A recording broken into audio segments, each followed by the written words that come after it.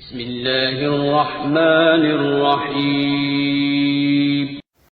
پہلے کنویں کا میلا اور گدلا پانی پی کر بھی لوگ 100 سال جی لیتے تھے۔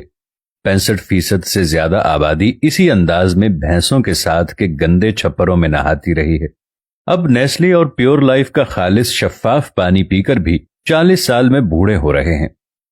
پہلے وہ میلا سا تیل کھا کر اور سر پر لگا کر بڑھاپے میں بھی محنت کر لیتے تھے۔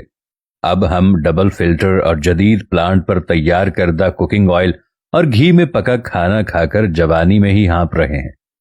پہلے وہ ڈلے والا نمک کھا کر بیمار نہیں پڑتے تھے، اب ہم آیوڈین ملا نمک کھا کر ہائی اور لو بلڈ پریشر کا شکار ہیں۔ پہلے وہ نیم، ببول، کوئلے اور نمک سے دانت چمکاتے تھے اور 80 سال کی عمر تک بھی چبا چبا کر کھاتے تھے۔ اب کولگیٹ اور ڈاکٹر ٹوتھ پیسٹ والے روز ڈینٹسٹ کے چکر لگاتے ہیں۔ پہلے صرف روکھی سوکھی روٹی کھا کر فٹ رہتے تھے، اب برگر، چکن کڑھائی، شوارمے، وائٹامن اور فوڈ سپلیمنٹ کھا کر بھی قدم نہیں اٹھایا جاتا۔ پہلے لوگ پڑھنا لکھنا کم جانتے تھے مگر جاہل نہیں تھے، اب ماسٹرز لیول ہو کر بھی جہالت کی انتہا پر ہیں۔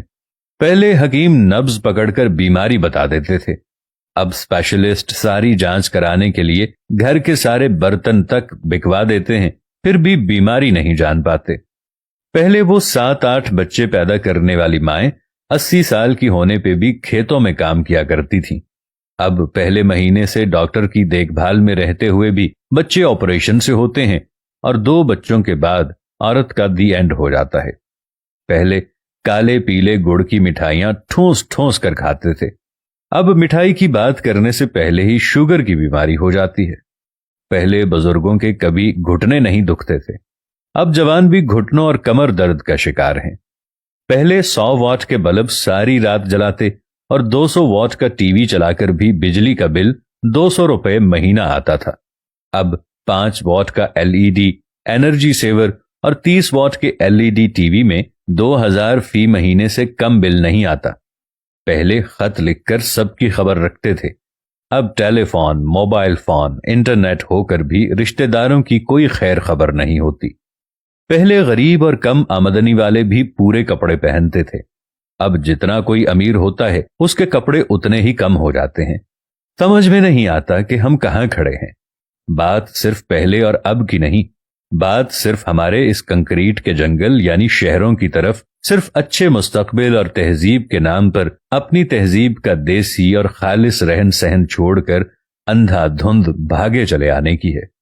اپنا خالص دیسی پن ترک کر کے مہذب نظر آنے کے دھوکے میں غریب الوطنی اختیار کر کے پردیسی ہو جانے کی ہے۔